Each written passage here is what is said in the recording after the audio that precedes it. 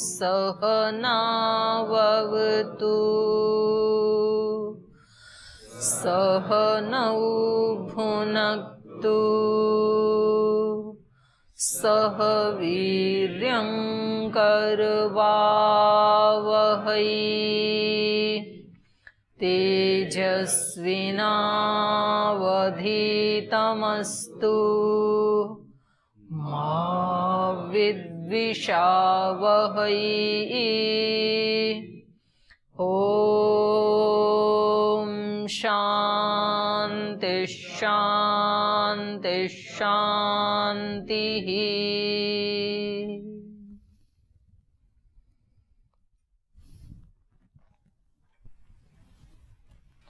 पिछले कक्षा में इंद्र विरोचन के कथानक के माध्यम से इंद्र को प्रजापति आत्मा का उपदेश दे रहे थे, और वो जो आत्मवेत्ता है, जो अपनी आत्मा को जान लेता है, तो उसका परिणाम क्या है, उसका प्रतिफल क्या है, ये भी हम पढ़ रहे थे।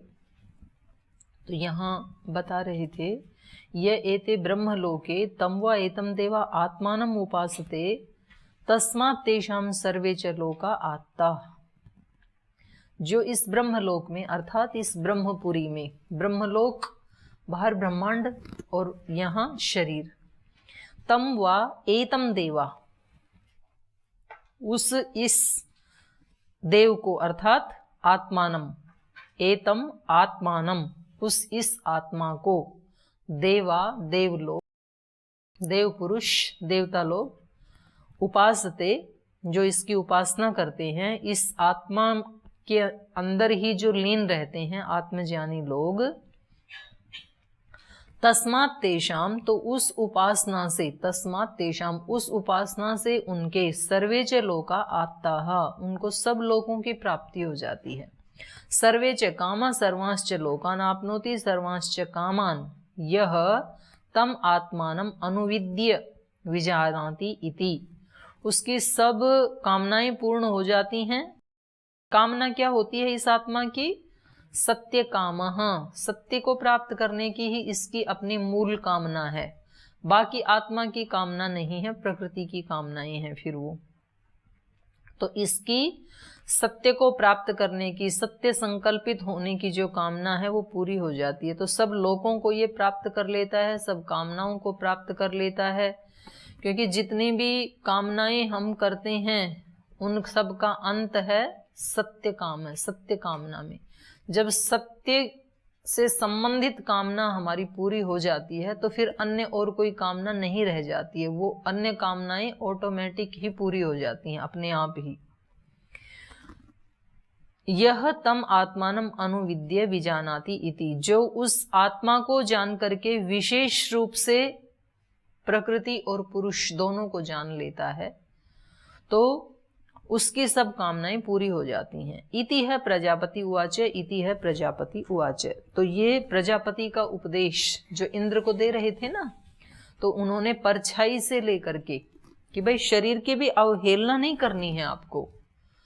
ये परछाई क्या है? शरीर, आत्मा की परछाई है ये। जैसे हमारे शरीर की एक परछाई होती है ना, तो उसमें शरीर तो सत्य होता है और परछाई असत्य होती है। शरीर का तो अस्तित्व है, परछाई का नहीं होता है। तो ऐसे ही आत्मा की दृष्टि से जब देखेंगे तो आत्मा का तो अस्तित्व है और आत्मा का ये शरीर एक परछाई की तरह से है। तो इसकी भी अवहेलना नहीं करनी है हमें। फिर ये जो शरीर है ये 3 अवस्थाओं में रहता है, जागृत, स्वप्न, सुषुप्ति। तो उन तीनों को भी हम कैसे ब्रह्मयुक्त बनाएं, जागृत अवस्था में भी कैसे हमारी भागवत दृष्टि हो, भागवत कर्म हो, भागवत व्यवहार हो।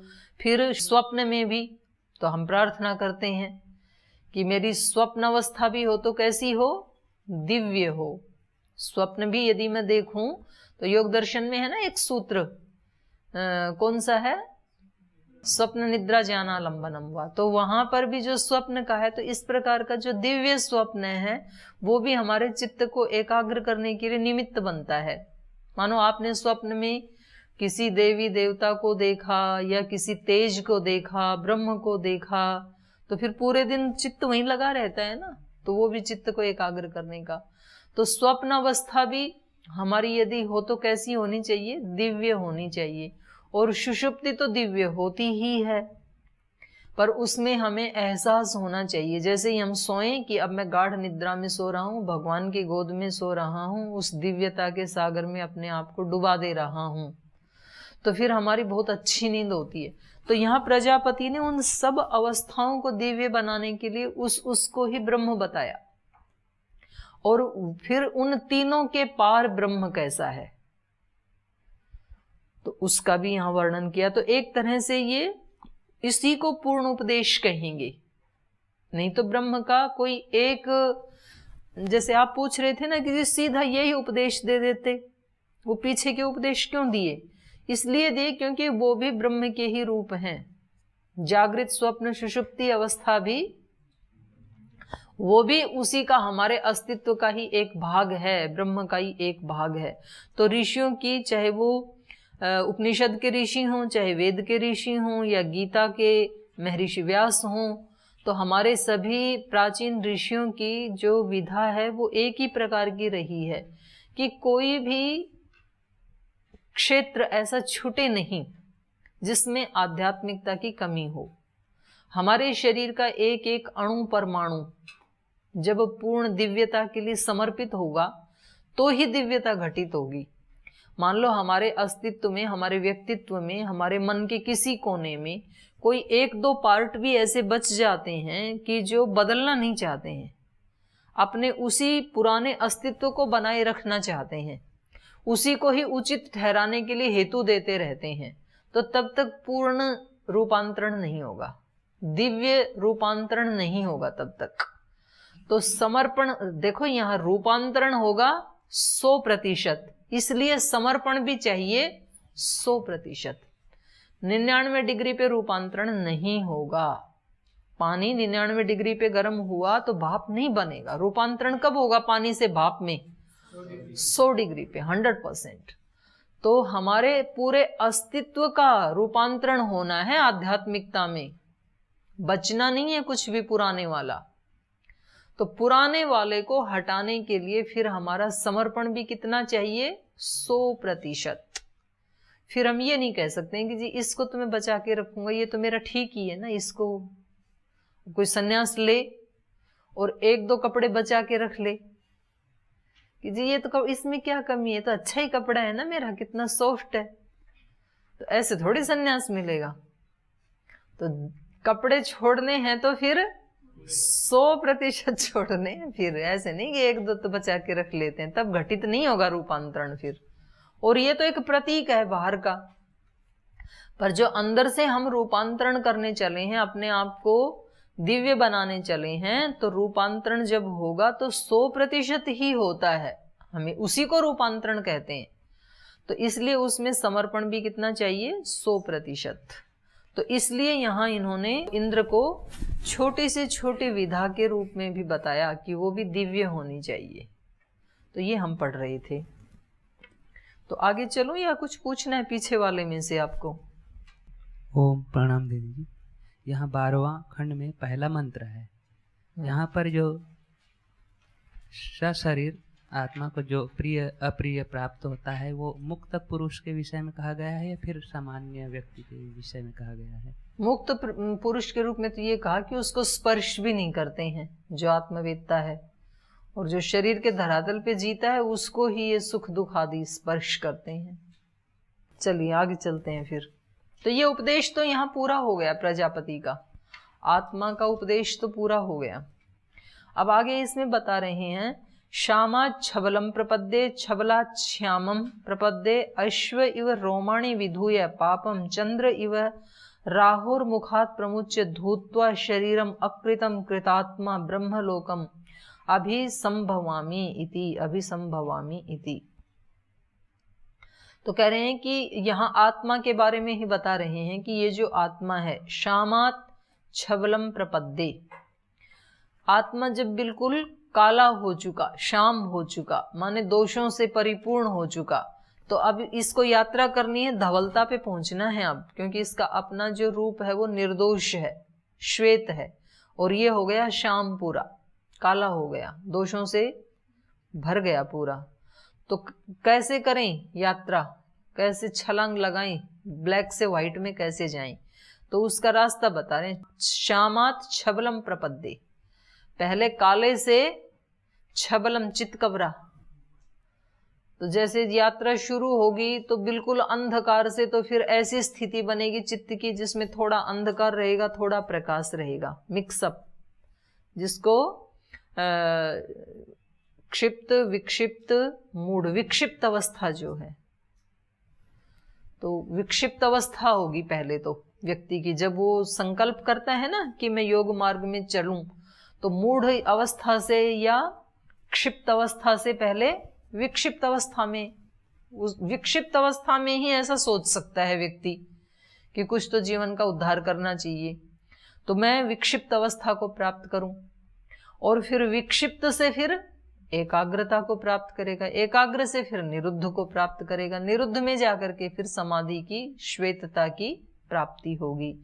श्यामात छबलम प्रपद्ये, क्षबलात क्षामम प्रपद्ये। और उल्टा भी यही है, नीचे भी आदमी वहीं से शुरुआत करता है जाने की, और ऊपर भी। व्यक्ति घोर अंधकार में भी कब जाता है? जब उसके जीवन में थोड़ा सा तो प्रकाश होता है और थोड़ा सा काले डॉट्स होते हैं। तो यदि फिर उस समय उसका मुख नीचे की तरफ हो गया तो फिर पूरे अंधकार में चला जाएगा, और उधर हो गया तो फिर वो एकाग्र अवस्था में चला जाएगा। श्यामात छबलम प्रपद्ये, छबलात श्यामम प्रपद्ये, अश्व इव रोमाणी विधूय। अगर नीचे की तरफ मुख हो गया, शबल से यदि श्यामता को मैं प्राप्त करूं, तो तब क्या, कैसे आचरण करना है? अश्व इव रोमाणी विधूय। जैसे अश्व अपने रोम को झाड़ देता है, कहते हैं कि घोड़ा जो है ना गर्दन हिलाता है और उसके बहुत सारे बाल टूट के गिर जाते हैं, और उससे उसको फिर एक ताजगी महसूस होती है।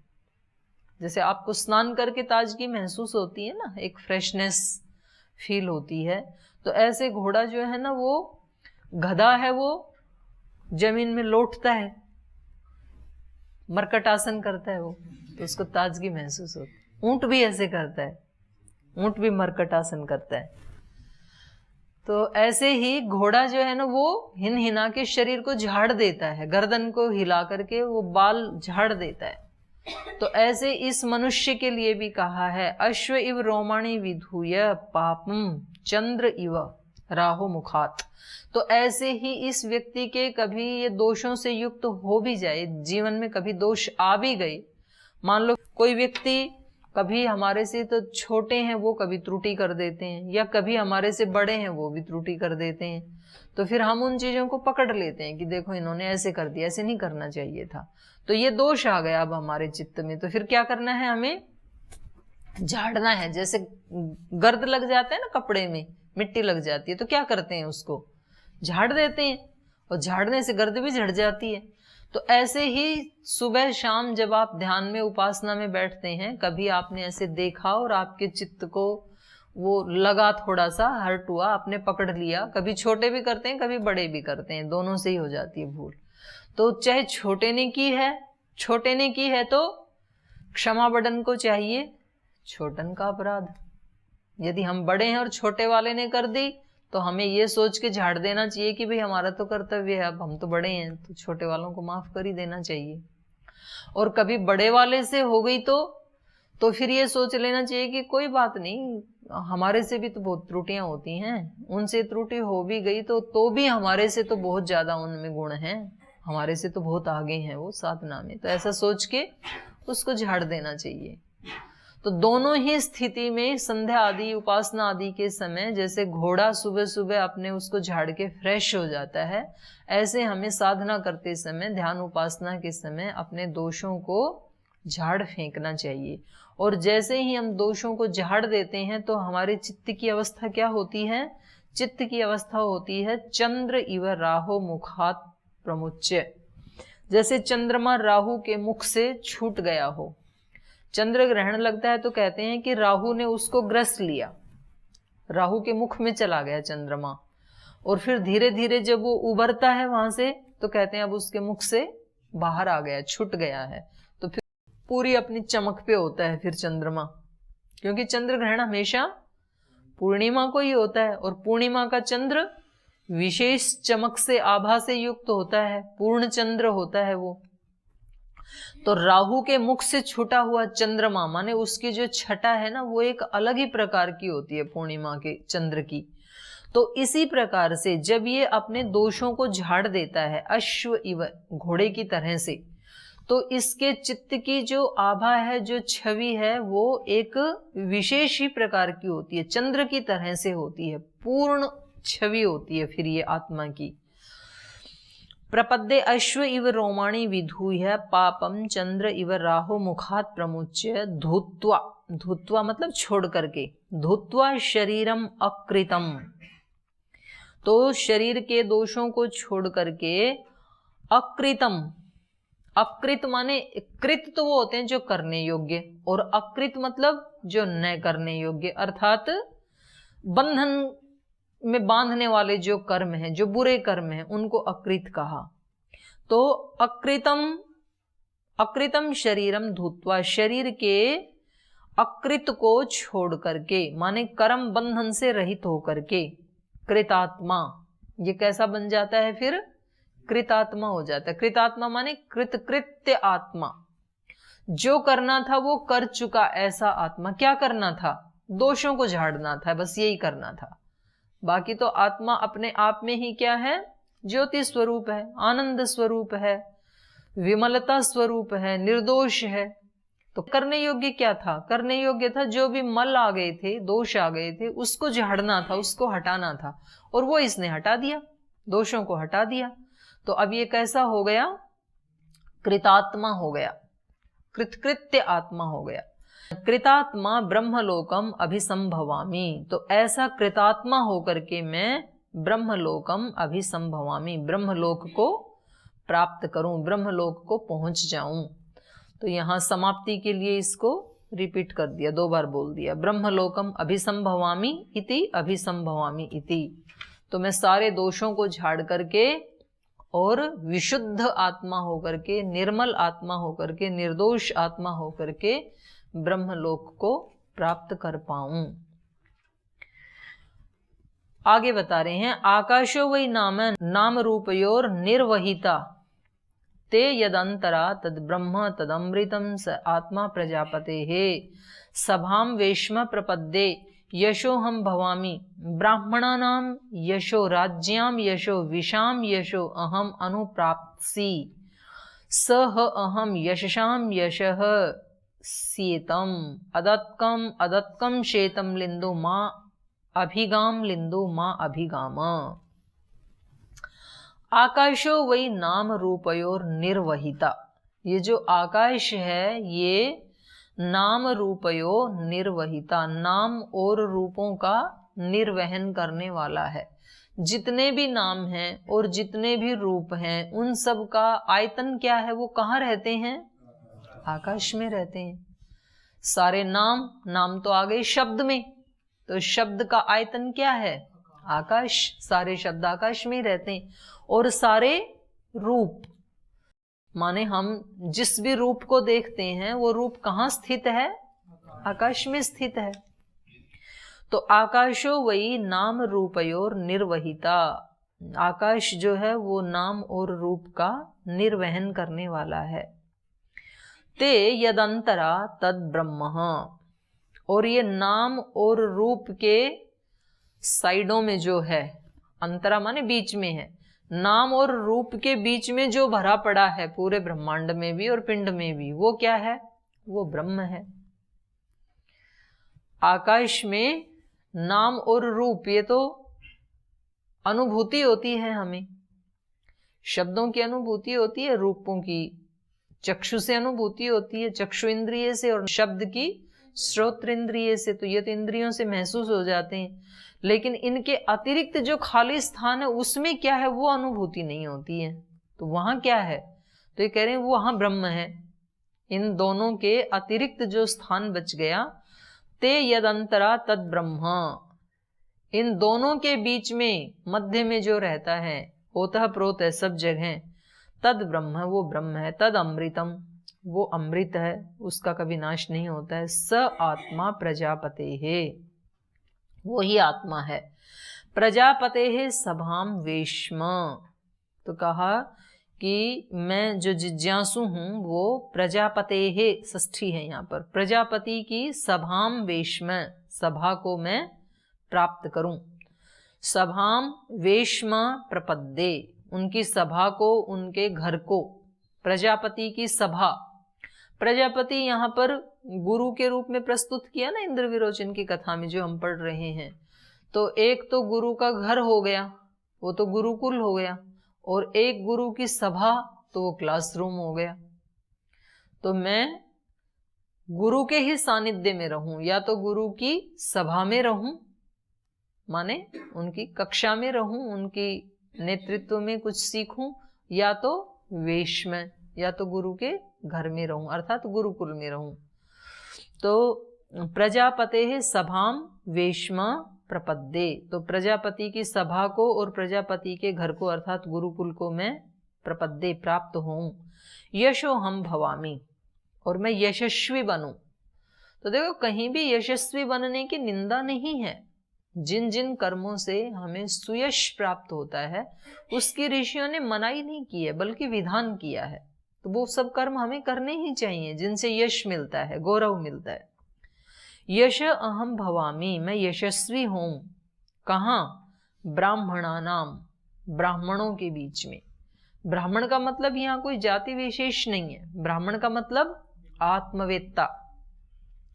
ब्राह्मण वो भी नहीं है जिन्होंने कुछ ग्रंथों को याद कर लिया है।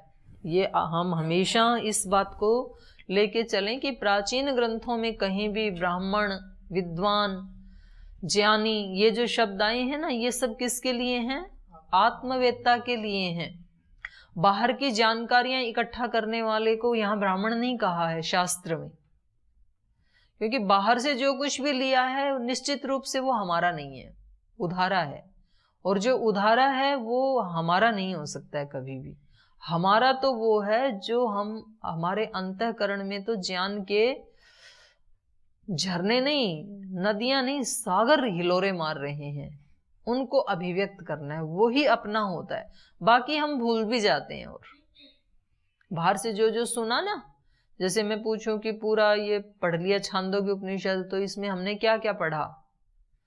तो बहुत कुछ पढ़ा है, लेकिन वो तो भूल गए। और जितना थोड़ा बहुत याद है आपको, भूमा का प्रसंग याद होगा, जो भी थोड़ा बहुत याद है उसको कक्षा के बाहर जाके भूल जाते हैं।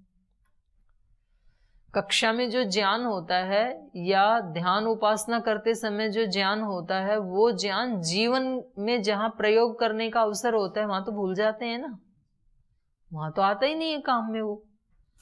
तो क्यों भूल गए थे हम? क्योंकि वो ज्ञान हमारा अपना नहीं था। जो अपना अनुभव होता है उसको कभी नहीं भूलता है व्यक्ति। आप किसी दिन अपने दरवाजे से निकले और बाहर अच्छा सा खड्डा था, वहां आप गिर गए, तो आप पहले तो उस खड्डे को भरेंगे, क्योंकि वो आपकी अपनी अनुभूति, आप जो गिरे, जो दर्द हुआ ना। और फिर रोजाना जैसे दरवाजे से बाहर आएंगे तो पहले क्या याद आएगा? खड्डा याद आएगा, मैं यहाँ गिरा था और मेरे को चोट लगी थी। तो इसको कभी भूल नहीं पाएंगे, फिर वो अपनी अनुभूति है। तो अपना जो ज्ञान होता है, अपनी जो अनुभूति होती है, वो अपरिवर्तनशील होती है, अव्यय होती है, अविनाशी होती है, वो ही सत्य है। और जो दूसरे से लिया है उसको हम भूल जाते हैं, या तो परिवर्तन हो जाता है, उसमें कुछ थोड़ा बहुत याद रह जाता है, उसकी ये पहचान है बाहर वाले की। तो यहां इन्होंने कहा मैं ब्राह्मणों में यशस्वी बनूं, आत्मवेत्ताओं में मैं भी अपना नाम जोड़ सकूं, मैं भी उनमें शामिल हो सकूं। तो वो जो आत्मवेत्ता होते हैं ना, तो कोई एक आत्मा भी जब उनके बीच में आता है तो वो बड़ा स्वागत करते हैं, बड़ा उसका सुयश गुणगान करते हैं, क्योंकि उनको पता है कितनी मुश्किल से प्राप्त किया जाता है। और राग द्वेष तो रह ही नहीं जाता है उनमें। संसार के लोगों में जिनमें राग द्वेष है, उनमें तो उनके फील्ड में कोई दूसरा व्यक्ति आ गया तो वो सहज स्वीकार नहीं करते हैं, कुछ दिन के बाद स्वीकार करते हैं, जल्दी स्वीकार नहीं करते हैं। ये कैसे आ गया भाई हमारे बीच में? लेकिन ये जो आत्मवेत्ता लोग होते हैं, तो वो कोई आत्मवेत्ता को तो बहुत ही गौरव से स्वीकार करते हैं, पर कोई आत्मवेत्ता बनने के पथ पर भी चलता है ऋजुता से, अगर वो देखते हैं कि इस साधक में, इस विद्यार्थी में, इस छात्र में सरलता है, जिज्ञासा है, अभीप्सा है, तो वो उसकी सहायता करते हैं। वो कहते हैं कि ये कितने अच्छे मार्ग पे चल रहा है, इसकी हेल्प करनी चाहिए।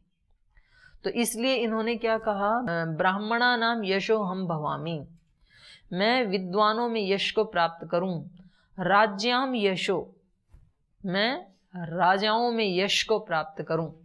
राजा मतलब मालिक, जो संपूर्ण का मालिक होता है उसको राजा कहते हैं। तो एक तो बाहर के साम्राज्य के जो मालिक होते हैं उसको राजा कहते हैं, और जो अपने पूरे अस्तित्व के मालिक होते हैं उनको महाराजा कहते हैं। महाराज बोलते हैं ना, योगियों को बोलते हैं। तो मैं ऐसे उन राजाओं में, महाराजाओं में भी यश को प्राप्त करूं। राज्याम यशो, विशाम यशो, और मैं वैश्यों में भी यश को प्राप्त करूं। और यदि यहाँ पर सीधा सीधा इन शब्दों का प्रयोग किया जाए, शब्दार्थ लिया जाए, तो यहाँ पर 3 वर्णों का वर्णन कर दिया, ब्राह्मण, क्षत्रिय, वैश्य। राजा मतलब क्षत्रिय, और विशाम मतलब वैश्य, और ब्राह्मण मतलब ब्राह्मण। तो ब्राह्मण, क्षत्रिय, वैश्य, इन तीनों वर्णों में मैं यश को प्राप्त करूं। और चौथे वाले में तो यश अपने आप ही हो ही जाएगा। तो यशो अहम अनुप्राप्सी, मैंने इन सब में मैं यश को प्राप्त करूं, अनुप्राप्सी। सह अहम यशाम यश सीतम, तो उस मैंने, किस मैंने, आत्मवेत्ता मैंने। यदि मैंने अपनी आत्मा को जान लिया है, जब मैं अपनी आत्मा को जानने वाला हो गया हूं, तब सह अहम यशाम यशः, अब तो मैंने यशों के यश को प्राप्त कर लिया है। सारे यश जो हैं वो अब मेरे अधीन हो गए हैं। यशाम यश सीतम, मैंने यशों के यश को, अदत्कम अदत्कम शेतम, अदत्कम, अदत्कम माने बिना दांत वाला। दांत तो काटते हैं, और दांत नहीं है तो नहीं काटेगा ना फिर व्यक्ति। तो अदत्कम शेतम, अदत्कम शेतम लिंदु माँ अभिगाम, मैंने अदत्कम, बच्चे के दांत नहीं होते हैं ना, पैदा होता है तो माँ के गर्भ में उसके दांत नहीं होते हैं। तो कह रहे हैं कि वैसे तो ये जो गर्भ है, गर्भावस्था है, यद्यपि उसके दांत तो नहीं होते हैं, तो काटती नहीं है, लेकिन तो भी बहुत दुखदाई है। वो गर्भावस्था को प्राप्त करना अपने आप में ही बहुत दुखों को प्राप्त करना है।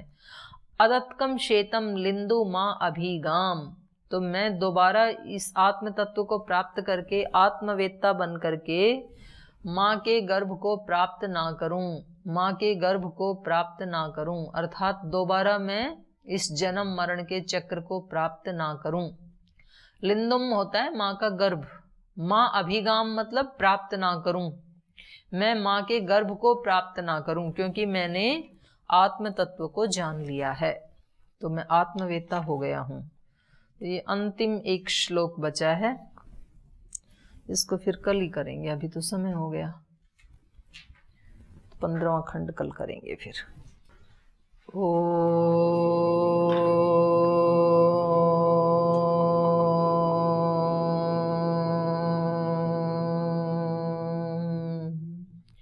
शांति शांति शांति ही।